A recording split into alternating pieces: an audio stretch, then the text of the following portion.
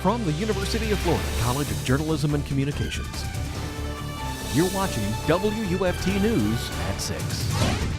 The city of Waldo owes Alachua County more than $78,000, a debt that the city will have to pay within the next 5 years. That's our top story for tonight. Good evening. It's Tuesday, March 24th. I'm Chloe Stradinger. And I'm Jessica Barreto. Thanks for joining us. The decision came in the Alachua County Commission meeting today after many efforts to reduce the amount Waldo owes.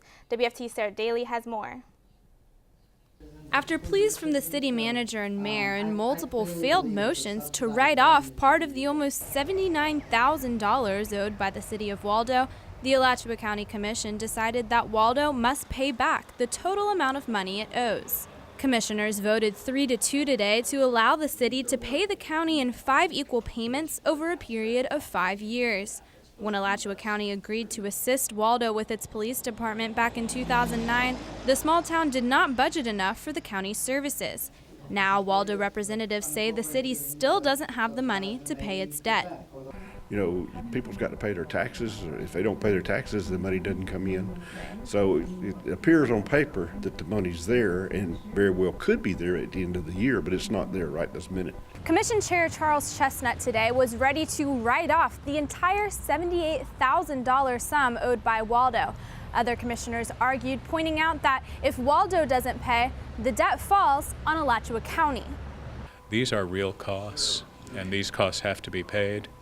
And in discussing the fairness of who pays those costs, they didn't think it should be people from the unincorporated area. They didn't think it should be people from other cities. They feel like it's fair for Waldo to pay what they owe.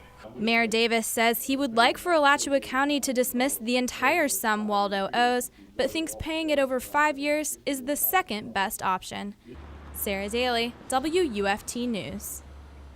Alachua County will let Waldo pay the debt free of interest. The town of Bronson is holding a runoff election today for the District 2 council seat since both candidates split the ballots on March 10th. Jerry L. Mongo and Katie Parks Bogart each received 77 votes in the first election. Out of the 154 votes, there was one provisional ballot that was not counted because the voter did not show proof of residency. This time around, the candidates reached out to voters hoping for a better turnout. It's fine. I think it's because of work and people get busy and it's a special election. It's not a normal election and you always have a smaller percentage of people out to vote for special elections. I pretty much just went back to the base and talked to, a few more people, just encourage them to come out and vote this time, Not a whole lot more different, just pretty much, staying the course. The polls close tonight at 7. And after a 14-day stretch of temperatures in the 80s, today fell short of that. UF forecaster Tony Sadiku is tracking when the 80s return in his forecast. Good evening, Tony. Good evening, Chloe, Jessica. Yeah, we really fell short of the mark today. Didn't even get close to average or hit average for this time of the year. Temperatures now 70s, low 70s, 72, and all of that's thanks to that stubborn clouds, the Atlantic flow that certainly kept those clouds and the temperatures from climbing like we've seen the past couple of days. Even now, 70 in Gainesville, 70 Ocala, 64 towards the beaches. Main concern heading into the overnight hours will be some fog developing. I'm thinking after 3 o'clock, so keep in mind that could cause some headaches, especially in the morning. Otherwise, a nice steady drop in temperatures, falling to about 60 by the 4 a.m. hour. Some of those clouds will be persisting. I'm tracking another warm-up, though. I'll tell you when we're back in the 80s. That's in my full forecast. Back to you. Thanks, Tony. 2 Ocala men are in jail accused of holding a woman in a dispute over drug money. According to investigators, the girl's parents got a call from Curtis Goodman and Jeffrey Smith saying that their daughter owed them money for drugs. They say that Smith admitted to being a drug dealer and needed the money to pay back the suppliers. The parents say the men were asking for $1,000 and threatened to come after their family if the money wasn't paid. Investigators say Smith told them they weren't holding the girl against her will and never threatened to hurt her. Goodman and Smith are charged with false imprisonment. Recent motorcycle accidents have raised safety concerns among bikers and drivers. Recently, a Micanopy man was killed and his passenger seriously injured after the driver lost control of his bike. WFT's April Lanuza joins us now from the newsroom. April, this accident calls attention again to the challenge of being a safe bike driver. Well, when it comes to a motorcycle, several factors contribute to safety. You have to know how to take care of your bike, to navigate the road and make sure you know what to do in case of an emergency. And then we give them this signal right here so we're not yelling. It takes a couple of steps until you can reach the open road and hear this. They get the bike running. And one local woman is practicing those first few steps as a novice biker. Because it's really hard. You have to focus, you have to look ahead, and you have to also see your surroundings at the same time that you're driving. And you've got to work those little signals and lights. You got to do a lot of stuff at the same time. Compared to a car, a motorcycle is open to the elements. With no steering wheel, doors, or seatbelt, motorcycle safety is not as simple as just wearing the right clothes. While riding, it is suggested you wear pants, long sleeves, gloves, the proper shoes, eye protection, and most importantly, a helmet. And a helmet is very suggested. If you drop a motorcycle at 15 miles an hour and your head hits the ground, it's still going to hit the ground at 15 miles an hour without a helmet on. Talis Cedronio owns this bike.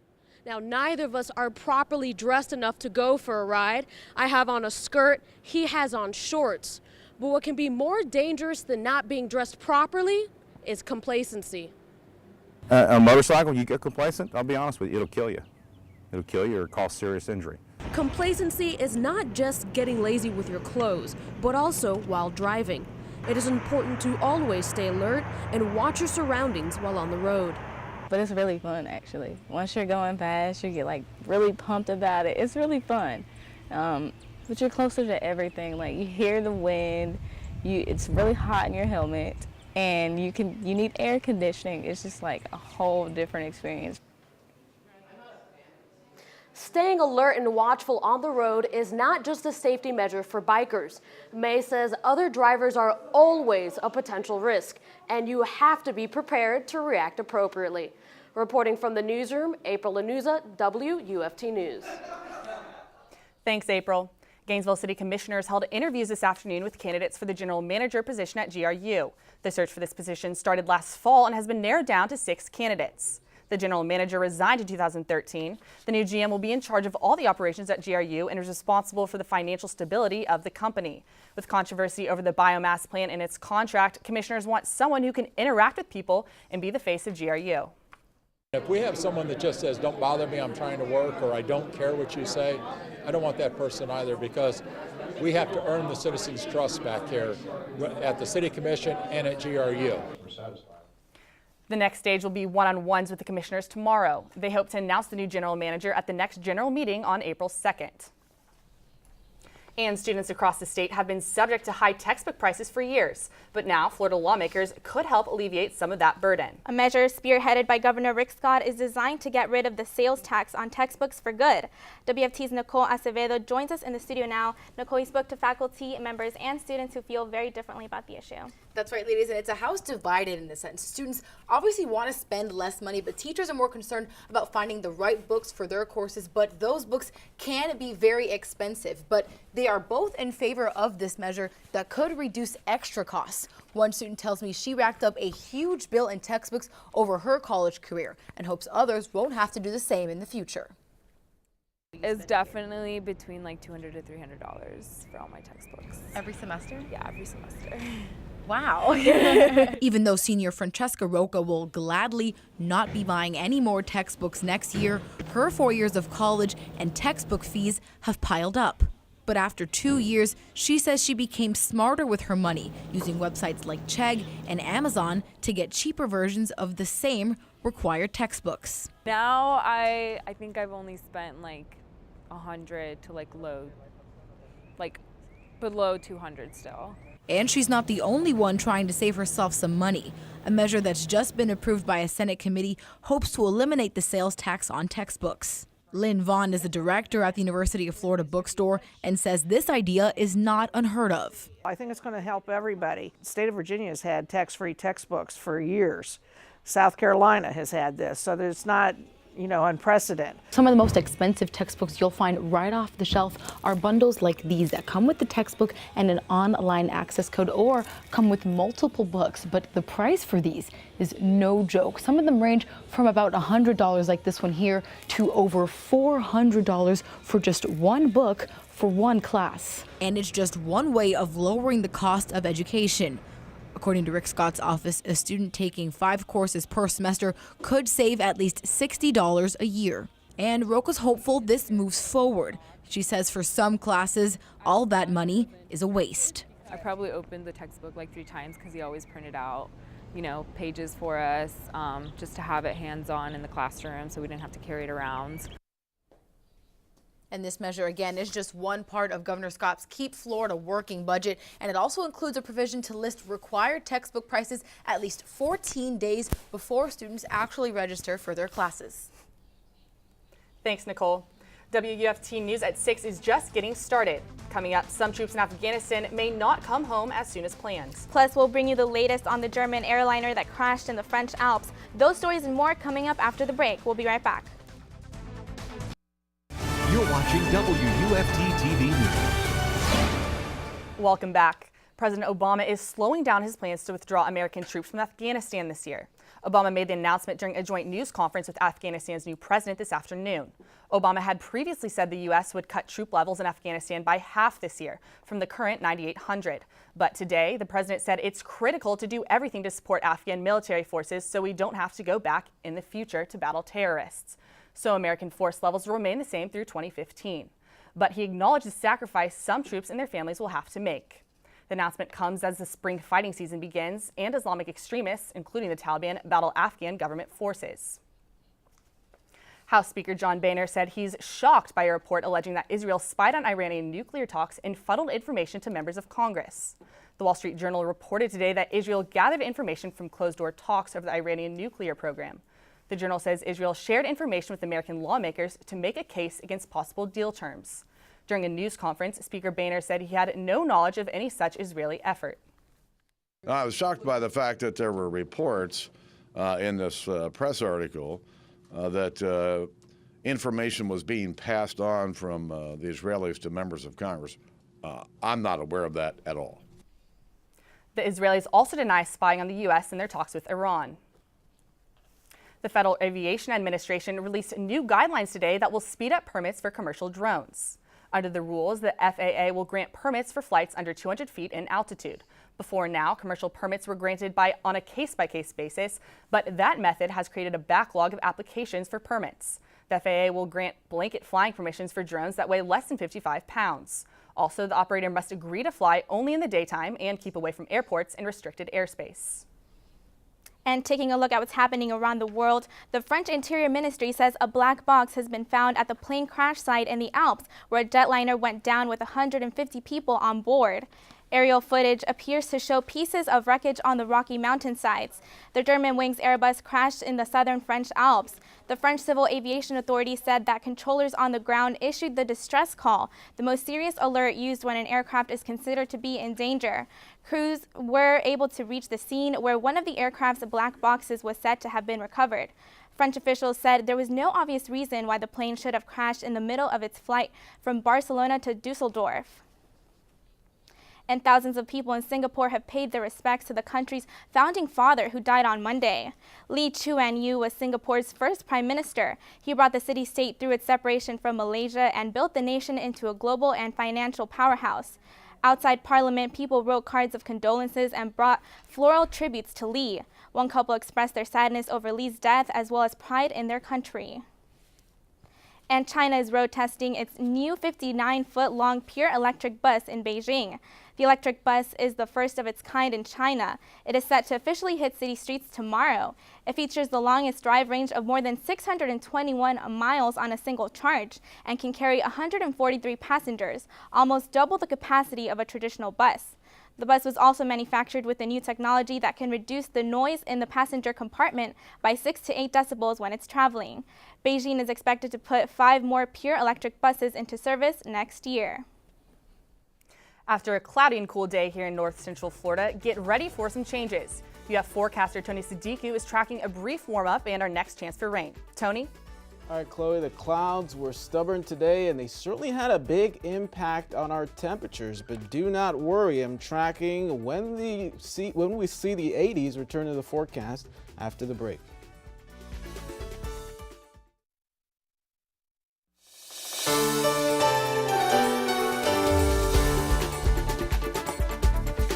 So we ended one streak in the 80s today. We'll start another one tomorrow, though it'll be shorter lived. Welcome back. I'm University of Florida forecaster Tony Sadiku. Well, it certainly wasn't the prettiest day to be outdoors. The clouds certainly played a big role in our forecast, certainly in our skies, and our temperatures as well struggled in many areas. There's our high, 74. Average would be 76 for this time of the year.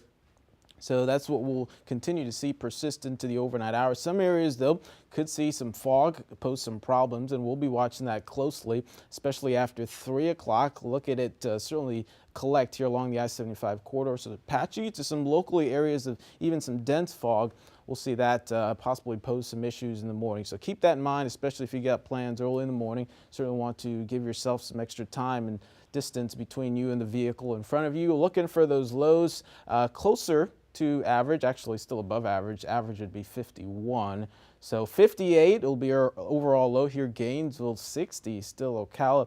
Clouds playing a role there as well. But here as we approach it, our Wednesday, looking for the sun to play a bigger role in our forecast than today. Some areas with some peaks of sun, I won't have any trouble getting back to the 80s. Looking for low 80s to mid 80s, especially in the inland locations. And then the beaches will stay in the 70s, 76 along St. Augustine, 83 Ocala. Next 5 days, this map really tells, or this graph rather, really tells the story. There's our brief attempt at a warm-up, and then a cold front will move through, and that'll help to kind of knock things down. And then we'll see a 20-degree little jump here over a 2-day period. 10-degree by Friday, 60s.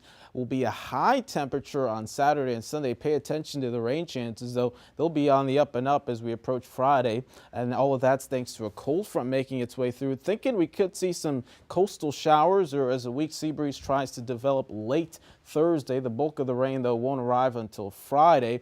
You could tell, especially along the morning commute time, some showers beginning to collect and develop here along the west coast of the state here, and that'll continue through much of the morning. We could see some thunderstorms with this, but all of that will depend especially on when this front arrives. Later arriving will mean better chance for the storms. If this does clear out a little bit earlier, I don't think we'll see as many. So we'll be watching that closely, especially as we head to the weekend, keep you up to date. Otherwise, there's our story warming up briefly. Then that front arrives and helps to bring us a brief shot of some cooler air, cooler than average for sure. But right behind that, there's another warming trend as the jet stream begins to lift. We'll start off the week a lot nicer with plenty of sunshine as we approach the weekend. So just to recap for you, areas of patchy fog in the morning, warming quickly, the story with more sunshine and a mix of sun and clouds. So we're back in the 80s on Wednesday. Once again on Thursday, could be dodging a shower though late. Better chance Friday, and a cooler weekend, folks, by Saturday and Sunday. Back to you. Thanks, Tony. Well, it may be cloudy outside, but it's still a great night for some baseball in the Sunshine State. Gator baseball hits the road for a midweek matchup tonight. With more, we bring in Joel Sebastianelli. Yes, Florida stays in Florida. They travel to DeLand to take on Stetson tonight. Coming up, we'll preview tonight's non-conference clash and much more. That's all coming up on Sports.